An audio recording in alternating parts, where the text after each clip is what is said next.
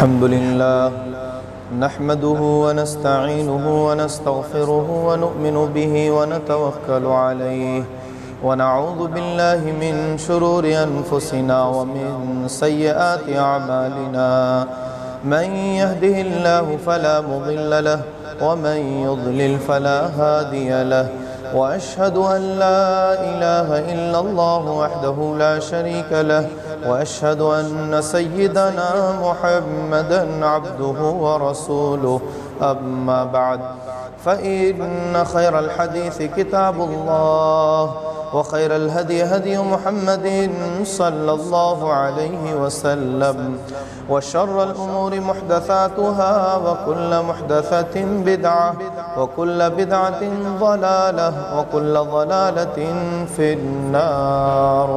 أعوذ بالله من الشيطان الرجيم. بسم الله الرحمن الرحيم. يا أيها الذين آمنوا اتقوا الله حق تقاته ولا تموتن إلا وأنتم مسلمون. يا أيها الناس اتقوا ربكم الذي خلقكم من نفس واحدة وخلق منها زوجها وبث منهما رجالا كثيرا ونساء واتقوا الله الذي تساءلون به والأرحام إن الله كان عليكم رقيبا. يا أيها الذين آمنوا اتقوا الله وقولوا قولا سديدا يصلح لكم أعمالكم ويغفر لكم ذنوبكم ومن يطع الله ورسوله فقد فاز فوزا عظيما. وقال الله عز وجل بسم الله الرحمن الرحيم. فإن آمنوا بمثل ما آمنتم به فقد اهتدوا وإن تولوا فإنما هم في شقاق فسيكفيكهم الله وهو السميع العليم. تمام قسم کی تعریف، بڑائی، کبریائی، حمد و ثنا اس اللہ وحدہ لا شریک کے لیے جو یک و تنہا پوری کائنات کا خالق، مالک، رازق اور ہم سب کا پالن ہار ہے. اور پھر بے شمار درود و سلام ہو تمام انبیاء اکرام علیہم السلام پر، خصوصاً آخری نبی سید المرسلین، امام الانبیاء، شافع محشر، ہادی و رہبر جناب محمد الرسول اللہ صلی اللہ علیہ وآلہ وسلم پر. محترم حاضرین جمعہ، نوجوان ساتھیوں، پیارے بچوں، پردہ نشین ہماری مائیں اور بہنیں، آج کے جمعہ کے خطبے میں ہم اور آپ جس موضوع کے تحت یہ جو باتیں سنیں گے وہ ہے صحابہ اکرام رضی اللہ تعالیٰ عنہم اجمعین کی عظمت. صحابی کون ہوتا ہے؟ یہ کس کا لقب ہے؟ صحابی کہتے ہیں کہ وہ مقدس ترین ہستیاں جنہوں نے اسلام کی حالت میں نبی پاک صلی اللہ علیہ وآلہ وسلم کو دیکھا اور اسلام ہی کی حالت میں وفات پائے. یہ بڑا عظیم ترین مقام اور مرتبہ ہے. ایک شخص اگر اپنے آپ کو اللہ رب العالمین کا انتہائی متقی اور پرہیزگار بندہ بنانا چاہے خوب نیکیاں کرے، پوری زندگی وہ تہجد گزاری بھی کرے، کوئی نیکی کا کام اس سے نہیں چھوٹتا، وہ اللہ کا بہت بڑا ولی بھی ہے، بہت ہی نیک صالح اللہ کا بندہ ہے، بہت زیادہ علم والا ہو سکتا ہے، عالم و فاضل ہو جائے، تمام تر قسم کی نیکیاں آدمی کر لے، لیکن کوئی شخص صحابی ہونا چاہے تو نہیں ہو سکتا۔ یہ رتبہ بلند ملا جس کو مل گیا، یہ جس کے نصیب کا تھا اسے مل گیا۔ آپ غور کیجئے کہ کیسی مقدس ترین وہ ہستیاں ہوں گی جنہوں نے اپنی آنکھوں سے نبی پاک صلی اللہ علیہ وسلم کو دیکھا ہوگا، صرف ایک نظر دیکھ کر اپنے اوپر جہنم کو حرام کر لیا، صرف ایک نظر دیکھا، اور اللہ تعالیٰ نے ان کو رضی اللہ عنہم ورضوا عنہ کا خطاب دے دیا کہ وہ اللہ ان سے راضی اور وہ اللہ سے راضی۔ کسی شاعر نے یوں کہا ہے کہ صحابہ کی عظمت کو یہ بات کافی، وہ راضی خدا سے، خدا ان سے راضی۔ انہی عظیم ترین شخصیات نے اسلام کی خاطر اپنے جان اور مال کی قربانیاں پیش کی ہیں۔ انہی ہستیوں نے، انہی مقدس ترین ہستیوں نے اپنے گھر بار کو چھوڑا، ضرورت پڑی تو مکہ سے حبشہ کی طرف ہجرت کی، اور جب حکم ہوا تو مکہ میں اپنا سب کچھ چھوڑ کر مدینہ کے لیے آ گئے۔ اور یہی وہ پاکیزہ مقدس ہستیاں ہیں کہ جن کا نام نامی آئے تو اللہ نے رضی اللہ عنہم ورضوا عنہ کا ان کے ساتھ لقب لگانے کو کہا ہے۔ انہی شخصیات میں سے وہ لوگ ہیں کہ جن کو اللہ تعالیٰ نے اتقا کا لفظ استعمال کرتے ہوئے کہا وَسَيُجَنَّبُ الْأَتْقَى، اس روئے زمین پر سب سے زیادہ، سب سے بڑا متقی اور پرہیزگار وہی شخص ہے، یعنی جو صحابہ میں ہے، حضرت ابوبکر صدیق رضی اللہ تعالیٰ عنہ۔ انہی صحابہ میں سے کسی کے لیے نبی پاک صلی اللہ علیہ وسلم نے ذو النورین کا لقب دیا، کسی کو سیف اللہ، اللہ کی تلوار قرار دیا، کسی کو سید الشہداء حضرت حمزہ کو کہا۔ قیامت تک نہ جانے کتنے لوگ اللہ کے لیے جان و مال کی قربانی پیش کریں گے، ان سب کا سردار حضرت حمزہ رضی اللہ تعالیٰ عنہ کو قرار دیا۔ انہی شخصیات میں سے وہ شخصیت بھی ہے کہ جن کے بارے میں نبی پاک صلی اللہ علیہ وسلم نے کہا کہ میرے بعد اگر کوئی نبی ہوتا تو عمر نبی ہوتے، اور انہی شخصیات میں سے وہ ہیں حضرت ابو عبیدہ بن جراح رضی اللہ تعالیٰ عنہ، کہ جن کے بارے میں نبی پاک صلی اللہ علیہ وسلم نے کہا لِكُلِّ أُمَّةٍ أَمِينٌ وَأَمِينُ هَذِهِ الْأُمَّةِ ابو عبیدہ، ہر امت کا ایک امین ہوتا ہے، اور اس امت کا قیامت تک جو شخص امانت دار ہے، امانتیں رکھنے والے یا امانتوں کا حق ادا کرنے والے، قیامت تک نہ جانے کتنے لوگ ہوں گے، کیسی کیسی عظیم ترین ہستیاں اللہ رب العالمین کے بندے ہوں گے، لیکن اگر کسی کو اس امت کا امین قرار دیا گیا تو حضرت ابو عبیدہ بن جراح رضی اللہ تعالیٰ عنہ ہے۔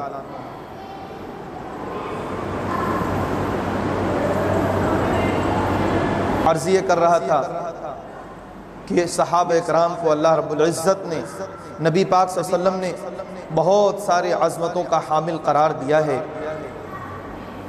ہم اور آپ ان کی عظمتوں کو کیوں جانیں؟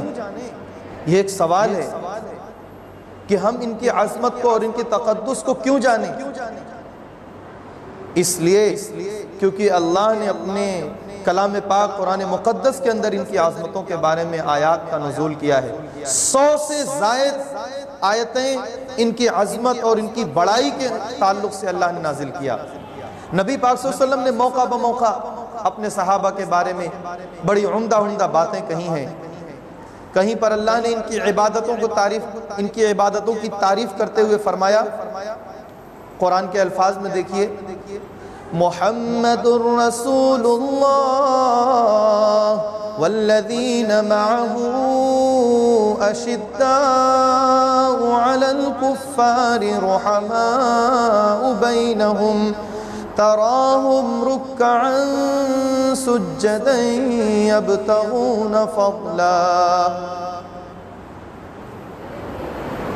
کہ محمد اللہ کے رسول ہیں صلی اللہ علیہ وسلم، اور جو لوگ آپ کے ساتھ رہتے ہیں وہ لوگ اسلام کے دشمن کے اوپر یعنی کافروں کے اوپر بڑے سخت ہوتے ہیں اور آپس میں بڑے رحم دل ہوتے ہیں۔ تراہم رکعا سجدا، آپ ان کے چہروں پہ دیکھیں گے کہ سجدے کے اور رکوع کے نشانات ہیں۔ ان کی عبادتوں کی تعریف اللہ تعالیٰ نے قرآن پاک کے اندر کر دی، اور ان کے ادب و احترام جو نبی پاک صلی اللہ علیہ وسلم کے ساتھ ہوا کرتے تھے اس کا تذکرہ کیا تو اللہ نے یوں فرمایا ان الذین یغضون اصواتهم عند رسول اللہ، یہ وہ شخصیات ہیں جو اپنے آواز کو ہمیشہ پست رکھتے ہیں نبی پاک صلی اللہ علیہ وسلم کے سامنے، کبھی ان کی آوازیں نبی صلی اللہ علیہ وسلم سے تیز نہیں ہوئی، آپ کے سامنے ان کی آوازیں اونچی نہیں ہوئی۔ اور آج ہم اور آپ نبی پاک صلی اللہ علیہ وسلم کی سنتیں جب بیان کی جاتی ہیں تو اس کے مقابل میں اگر ہمارے مزاج کے مطابق ہے، ہماری خواہش اور ہماری فکر کے مطابق ہے، تب تو ہم اسے قبول کر لیتے ہیں بڑی آسانی سے، ورنہ اس کو انکار کرنے یا اس میں تعویلیں کرنے یا اس کے مقابل اپنی آوازیں بلند کرنے میں کوئی ہم کمی اور کوتاہی نہیں کرتے۔ تو ان شخصیات کا تذکرہ اللہ تعالیٰ نے ان کے ادب و احترام جو کچھ نبی پاک صلی اللہ علیہ وسلم کے ساتھ تھا اس کو بھی بیان کیا، اور اہل ایمان کے ساتھ انہوں نے کیا کچھ کارنامے انجام دیے ہیں۔ جب مکہ سے ہجرت کرنے والے صحابہ اکرام مدینہ پہنچے، گھر بار لٹا کر آئے تھے، کوئی چیز اپنے ساتھ نہیں لائے تھے، صرف اپنے بدن پر ایک کپڑا اور اپنے ایمان کو بچا کر کے آئے تھے، صرف اپنے ایمان کی حفاظت کرتے ہوئے مکہ ترک کیا اور مدینہ آئے تھے۔ کیسی لاچاری اور مجبوری تھی، کیسی بے یاری ان کے سامنے رہی ہوگی، لیکن اللہ رب العزت نے انہی دوسرے صحابہ اکرام کے ذریعے سے ان کی ان مجبوریوں کو دور کیا کہ مدینہ کے اندر آباد صحابہ اکرام نے اپنی ساری چیزیں، اپنی جو بھی پراپرٹی، جائیداد، گھر بار، ساری چیزیں تھیں ان سب کو آدھا آدھا کیا، اور ایک اپنے مہاجر صحابی کے لیے رکھا اور ایک اپنے لیے رکھا۔ اس جیسی مثال قیامت تک کوئی شخص دے سکتا ہے، کوئی قوم دے سکتی ہے؟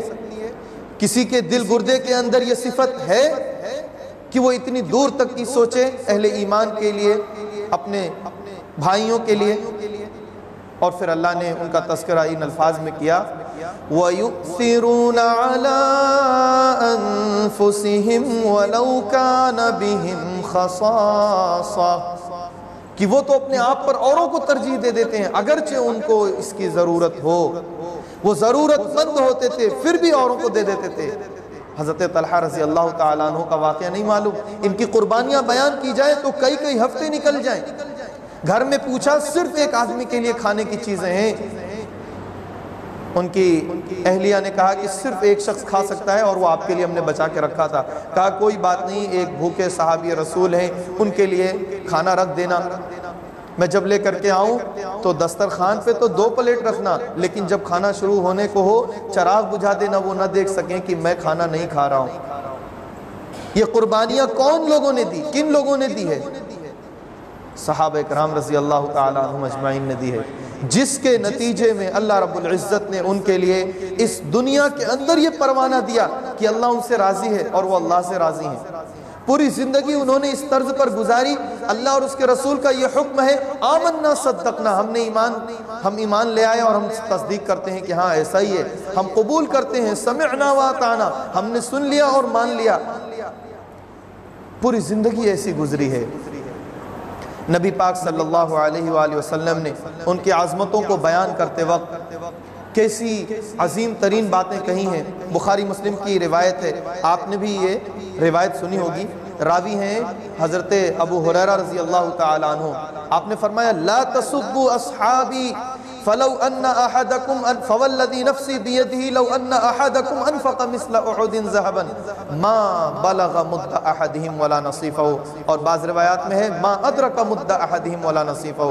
آپ نے فرمایا کہ لوگوں میرے صحابہ کو برا بھلا نہ کرنا، قسم ہے اس ذات کی جس کے ہاتھ میں محمد کی جان ہے، لوگوں یہ بات سن لو کہ تم میں سے کوئی شخص اگر احد پہاڑ کے برابر بھی اللہ کی راہ میں سونا خرچ کر دے،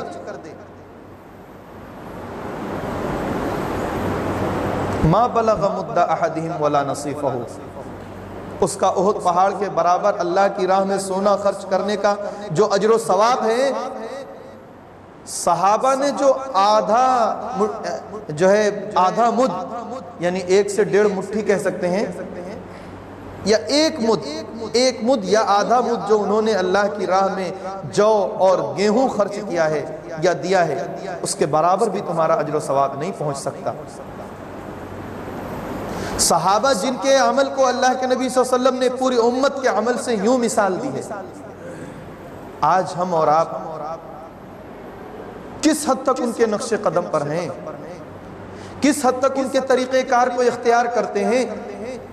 یہی وہ شخصیات ہیں جنہوں نے پوری دنیا کے اندر اسلام کو پہنچایا ہے، انہی کی محنت اور کوشش کے بدولت آج ہم مسلمان ہیں، آج ہم نے جو حق چیزیں پائی ہیں، جو دین جیسی چیزیں پائی ہیں، دین اسلام جیسی، یہ ہمیں انہی کی محنتوں اور کوششوں کے نتیجے میں ملا ہے، ورنہ آج یہ اسلام اس قدر نہ پھیلا ہوتا۔ صرف ہندوستان کے اندر 18 صحابہ اکرام کا نام بنام تذکرہ ہے جو یہاں پہ آئے تھے۔ آپ تھوڑی دیر کے لیے سوچئے کہ کیسا ان کو یہ محسوس ہوا ہوگا جب انہوں نے سب کچھ اپنا ترک کر کے مکے میں یا مدینے میں یا قرب و جوار میں ترک کر کے صرف اللہ کے دین کی خاطر ایک ملک سے دوسرے ملک کا سفر کیا ہوگا، ساری اپنے آرام اور آسائش کو ترک کیا۔ امت کی کس قدر فکر تھی ان کو، کس قدر ان کو امت کی فکر تھی۔ اور یہ وہ مقدس ترین ہستیاں کہ جن کے بارے میں نبی پاک صلی اللہ علیہ وسلم کو بھی ادب سکھایا جا رہا ہے، قرآن کے الفاظ میں سنیے، وَإِذَا جَاءَكَ الَّذِينَ يُؤْمِنُونَ بِآيَاتِنَا فَقُلْ سَلَامٌ عَلَيْكُمْ، اے نبی جب یہ اہل ایمان صحابہ آپ کے پاس آئیں تو آپ ان سے کہو سلام علیکم، تم پر اللہ کی سلامتی ہو۔ جن کے لیے سلامتی کی دعائیں دینا حبیب کبریا نبی پاک صلی اللہ علیہ وآلہ وسلم کو سکھایا جائے، کیسی مقدس ترین وہ ہستیاں ہیں۔ اور ایک اور روایت میں آپ صلی اللہ علیہ وسلم نے فرمایا کہ تمہارا زندگی بھر، اور بعض روایات میں 40 سال تک عبادتیں کرنا، نیکیاں کرنا، انہوں نے جو تھوڑی دیر کے لیے عبادتیں کی ہیں وہ زیادہ افضل اور زیادہ مقام و مرتبے والی ہیں۔ گویا ہم 40 سال تک عبادت کر رہے ہیں، نیکیاں کیے جا رہے ہیں، یا پوری زندگی کر رہے ہیں، یہ تو ان کی تھوڑی دیر کی عبادت کے مقابل میں کچھ بھی نہیں ہے۔ اور آپ نے فرمایا اللہ اللہ فی اصحابی، لوگوں میرے صحابہ کے بارے میں تم اللہ سے ڈرتے رہنا، ڈرتے رہنا۔ لا تتخذوہم غرضا بعدی، میرے بعد تم ان کو اپنا نشانہ نہ بنا کے رکھنا کہ ان کے اوپر تان و تشنی کرنا۔ فمن ابغضہم فببغضی ابغضہم، جن لوگوں نے ان سے بغض رکھا گویا اس نے مجھ سے بغض رکھا ہے، اور جس نے ان سے محبت کی گویا اس نے مجھ سے محبت کی ہے۔ اور یہی وہ شخصیات ہیں، یہ آخری بات قرآن پاک کے تعلق سے جو ان کے تعریف میں، ان کی توصیف میں، ان کی بڑائی اور کبریائی میں اللہ تعالیٰ نے کہی ہیں، وہ سن لیجئے، اور اس کے بعد ایک خاص مسئلے کی طرف میں آپ کو توجہ دلانا چاہتا ہوں۔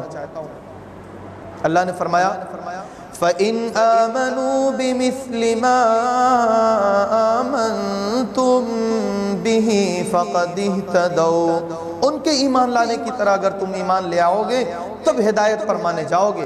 ہمارے لیے ہدایت کا معیار کس کو قرار دیا جا رہا ہے؟ صحابہ اکرام کے طریقے کو اور ان کی زندگی کو۔ قرآن کی آیت ہے کہ صحابہ کی زندگی کو ہدایت کا معیار قرار دیا جا رہا ہے۔ ہم اگر ہدایت پر چلنا چاہتے ہیں، صراط مستقیم پر چلنا چاہتے ہیں، جنت کے راستے پر جانا چاہتے ہیں، تو ہمیں کن کو جاننا ہوگا؟ سب سے پہلے صحابہ کی زندگی پڑھنی ہوگی، صحابہ کے طریقے کو سمجھنا ہوگا۔ افسوس اس بات پر کہ یہ وہ مقدس ہستیاں جن کے سامنے فرشتے نازل ہوتے تھے، حضرت جبرائیل آ جاتے تھے، جن کے سامنے اللہ تعالیٰ قرآن پاک کا نزول کرتا تھا، وحی نازل ہو جاتی تھی، ان صحابہ اکرام کو ہم نے اپنے لیے ہدایت کا معیار نہیں قرار دیا، نہیں سمجھا، یا ہم نے ان کی عظمتوں اور ان کے تقدسات کو نہیں سمجھائے۔ آج ہمارے بچے صرف مشہور صحابہ اکرام کی باتیں ہو رہی ہیں، صرف خلفائے راشدین کی باتیں اگر ہم کہیں تو ان کے نام ایک بڑی تعداد ہے جو نہیں جانتی، اور یہ تو بہت دور کی بات ہے۔ چند سالوں پہلے آپ نے میڈیا یا ٹیلی ویژن کے ذریعے سے یہ بھی دیکھا ہے کہ نبی پاک صلی اللہ علیہ وسلم کا نام بھی بعض مسلمان نہیں جان سکے کہ محمد ابن عبداللہ کون، محمد رسول اللہ کون۔ آج انہی صحابہ اکرام کو بڑے بڑے ان کے اوپر طعنے اور تشنیع کیے جاتے ہیں۔ کیوں؟ آپ کو معلوم ہے ایسا کیوں کیا جاتا ہے؟ اسلام کی مخالفت میں کیا جاتا ہے، اور یہ چور دروازہ اسلام کی مخالفت کا۔ ہم تک دین اور ایمان کس کے ذریعے سے پہنچا؟ یہ قرآن پاک ہم تک کس کے ذریعے سے پہنچا؟ احادیث نبویہ ہم تک کس کے ذریعے سے پہنچی؟ کیا فرشتوں نے پہنچایا؟ نہیں۔ نبی پاک صلی اللہ علیہ وآلہ وسلم سے کن لوگوں نے سیکھا ہے اسلام کو؟ انہی صحابہ اکرام نے سیکھا ہے، اور پوری امانت داری کے ساتھ اس کو امت تک پہنچایا ہے۔ تو ان صحابہ اکرام کے بارے میں اگر ذرہ برابر بھی کسی قسم کی غلط باتیں کہہ دی گئیں تو گویا اسلام کے بارے میں کہی جا رہی ہیں، اور وہ اپنی اسلام کی دشمنی نکال رہا ہے۔ ایک تعداد ہے، کچھ ایسے لوگ بھی ہیں نعوذ باللہ جو انہی صحابہ اکرام کو گالیاں دیتے ہیں، ان کو برا بھلا کہتے ہیں، اور اسی طرز پر اپنے بچوں کی پرورش اور تربیت کرتے ہیں۔ کتنے خطرناک ان کے عمل ہیں، جبکہ ان کے بارے میں اہل سنت والجماعت کا یہ عقیدہ بیان کیا گیا کہ صحابہ کے بارے میں ہمارا یہ عقیدہ ہونا چاہیے۔ دو لفظ میں سن لیجئے، حبہم دین و ایمان و احسان و بغضہم کفر و نفاق و طغیان۔ ان سے محبت کرنا دین ہے، دین کا ایک حصہ ہے، ایمان ہے اور ایک نیک کام ہے، اور ان سے بغض رکھنا، ان کے بارے میں کسی بھی قسم کی غلط فکر اور غلط سوچ رکھنا، یہ کفر ہے، نفاق ہے، سرکشی ہے، طغیان ہے۔ کیسی خطرناک چیز بتائی گئی ہے۔ ہمارا ان کے ساتھ یہ عمل ہونا چاہیے کہ ہمیشہ ہم ان کے لیے دعائیں کریں۔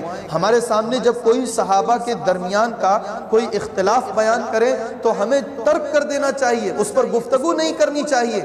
ان کی عظمتوں میں اگر کسی قسم کا خلل واقع ہو رہا ہو تو اس موضوع کو چھوڑ دینا چاہیے، اور صرف ایک جملہ یاد کر لیجئے، کیا اللہ تعالیٰ نہیں جانتا تھا کہ ان کے درمیان کچھ اختلاف ہوں گے؟ اور وہ اختلاف ایسے نہیں رہے کہ انہوں نے آپس میں ایک دوسرے کے تعلق سے غلط سوچا، بلکہ دین کے تعلق سے اجتہاد کرنے میں اگر کسی قسم کا اختلاف ہوا ہے تو ہوا ہے۔ میں یہ عرض کر رہا تھا کہ کیا اللہ تعالیٰ نہیں جانتا تھا کہ ان کے درمیان کسی قسم کا اجتہاد کرتے وقت اختلاف ہوگا؟ اللہ تعالیٰ جانتا تھا، بے شک اللہ تعالیٰ جانتا تھا۔ اور اس کے بعد بھی اللہ تعالیٰ نے ان شخصیات کے بارے میں کیا جملہ استعمال کیا قرآن میں؟ رضی اللہ عنہم ورضوا عنہ۔ اللہ نے ان کے لیے اپنی رضا اور خوشنودی کا پروانہ دے دیا ہے۔ اب ان کے بارے میں اپنی زبان نہ کھولو غلط طریقے سے، زبان کھلے تو ان کی عظمتوں کی بیانی ہو، زبان کھلے تو ان کے تقدسات کے بارے میں گفتگو ہو، ان کی حمد و ثنا، ان کی تعریف ہو، ان کی قربانیوں کا تذکرہ ہو۔ ہم اپنی نسلوں کو، اپنی اولاد کو، اپنے قوم کے لوگوں کو ان کی قربانیوں کا تذکرہ کرتے ہوئے بتائیں کہ کیسی کیسی انہوں نے قربانیاں دی ہیں۔ اور ایک دعا اللہ رب العالمین نے قرآن کے اندر سکھائی ہے صحابہ اکرام کے لیے، اور اللہ کے مومن اور نیک صالح بندے جنہوں نے دین کی خدمات انجام دی ہے ان لوگوں کے لیے یہ دعا سکھائی ہے، ربنا اغفر لنا ولاخواننا الذین سبقونا بالایمان۔ اے اللہ تو ہمیں بھی بخش دے اور ہمارے ان بھائیوں کو بخش دے جو ہم سے پہلے گزر گئے، ولا تجعل فی قلوبنا غلا۔ اے اللہ ہمارے دلوں میں ان کے بارے میں ذرہ برابر بھی بغض و حسد، کینہ کپٹ نہ ہو۔ تو یہ دعا ہمیں اور آپ کو صحابہ کرام کی خاطر کرنی چاہیے، اور ہمارے دل میں یہ جذبہ ہو ہمیشہ کہ ہم ان کے جو ہے نقش قدم پر چلیں گے اور ان کی قربانیوں کا تذکرہ لوگوں کے سامنے بیان کریں گے۔ اللہ رب العالمین سے دعا ہے بار الہ ہمیں قرآن و احادیث کے مطابق عمل کرنے والا اور صحابہ اکرام کی سیرت کو اپنی زندگی میں ڈھالنے والا بنائے۔ رب العالمین جو ہم میں پریشان ہیں ان کی پریشانیوں کو دور فرما دے۔ اے اللہ جو قرض میں مبتلا ہے انہیں قرض کی ادائیگی کے اسباب عطا فرما۔ اے اللہ جو بیمار ہیں انہیں شفایابی عطا فرما۔ اے اللہ جو لاولد ہیں انہیں صاحب اولاد کر دے۔ اے اللہ ہم سب کا خاتمہ ایمان اور اسلام پر ہو، حق کے ساتھ ہو، لا الہ الا اللہ محمد رسول اللہ کے ساتھ ہو، آمین۔ وآخر دعوانا الحمدللہ رب العالمین۔ بارک اللہ لنا ولکم فی القرآن العظیم ونفعنا وإیاکم بالآیات والذکر الحکیم، انہ تعالی جواد کریم ملک بر رؤوف رحیم۔